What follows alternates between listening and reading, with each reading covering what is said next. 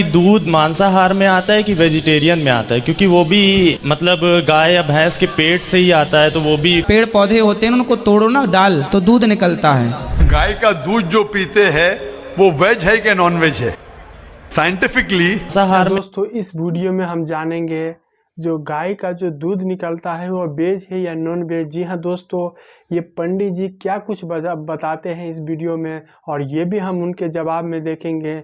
जी जाकिर साहब भी क्या कुछ बताते हैं दूध के बारे में, जो गाय दूध देती है वो वेज है या नॉन वेज, सारा चीज़ वीडियो में देखेंगे। आप लोग वीडियो को बिल्कुल स्किप मत कीजिएगा। तो आइए पहले हम ये वीडियो देखते हैं, उसके बाद हम आपसे बात करेंगे। आता है कि वेजिटेरियन में आता है? क्योंकि वो भी गाय या भैंस के पेट से ही आता है, तो वो भी पेट तो मांस से ही बना हुआ है, उसी चीज़ से छू के निकल रही है वो चीज़। भाई पेट से आया है तो ये मांस कैसे हो जाएगा बेटा? वो पेट से निकल रहा है, आप भी तो पेट से ही आए हैं। ये सारी सृष्टि ही पेट से बाहर आई है, माँ के पेट में ही सब थे।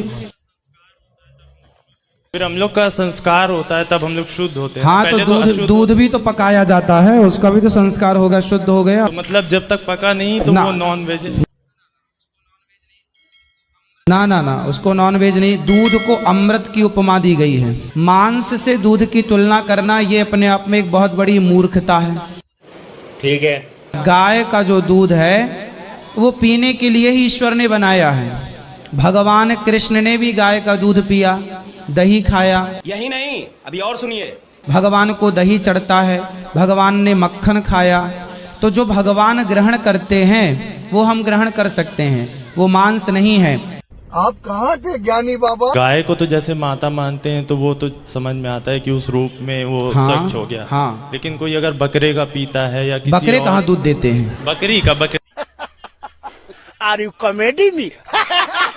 देखो बात तो ये है, पेट से ही आता है। अच्छा देखो, चारा तो सब खाते हैं, जैसे रोटी दाल तो आपकी माँ भी खाती है, रोटी दाल तो आप भी खाते हैं। ठीक है। पर बच्चा पैदा करने की क्षमता ईश्वर ने स्त्रियों को दी है, पुरुषों को नहीं दी। हाँ या ना? जब आप माँ के पेट से बाहर आए ना, तो ईश्वर ने आपको भी दूध माँ के आंचल में भरा था, आपने भी दूध पिया था। तो वो ईश्वर की एक व्यवस्था है। दूध मांस शरीर से ही बनता है। शरीर में जो माँ खाती है उसी के रस से, उसी का रस है ये दूध के रूप में, पर वो विधाता के नियम से है। यही नहीं, अभी और सुनिए। कुल मिला के कहना ये है कि ये जो माँ खाती है उसका सार है। देखो हर चीज में दूध होता है। आपने देखा होगा आग का पौधा होता है, उसको तोड़ने से उसमें भी दूध निकलता है। बात तो सही है। बहुत सारे पेड़ पौधे होते हैं, उनको तोड़ो ना, डाल तो दूध निकलता है, लिक्विड पदार्थ निकलता है। हाँ या ना? वो भी एक प्रकार का दूध है। तो कुल मिला के ये मान लेना चाहिए कि भगवान ही बच्चे के पेट भरने के लिए माँ के माध्यम से दूध की सप्लाई करते हैं।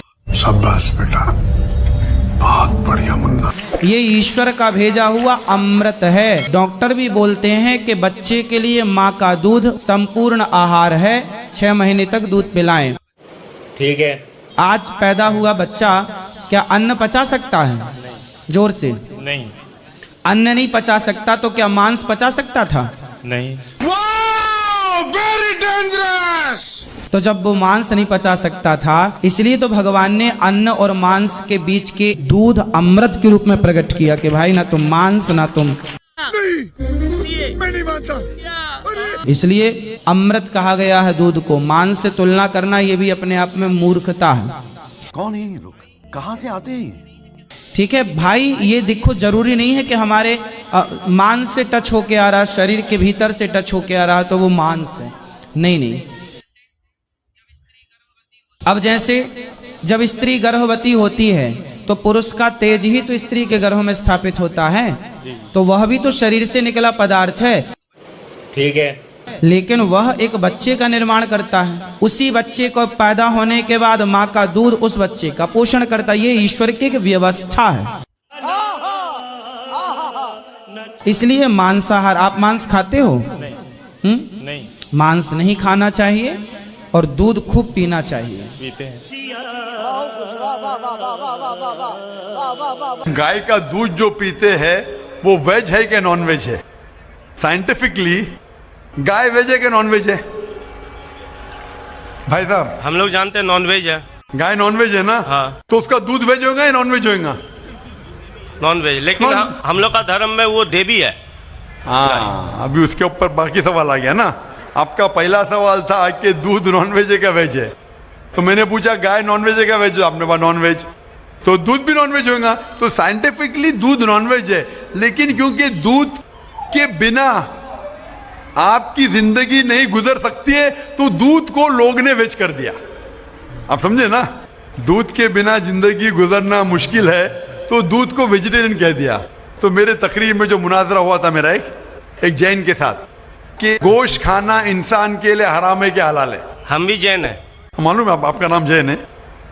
तो एक मुनाजरा हुआ था with the president of the Indian vegetarian congress mister Rashmi bhai Jhaveri, वो प्रेसिडेंट थे। तो एक मुनाजरा हुआ कि गोश्त खाना इंसानों के लिए हराम है क्या हलाल है।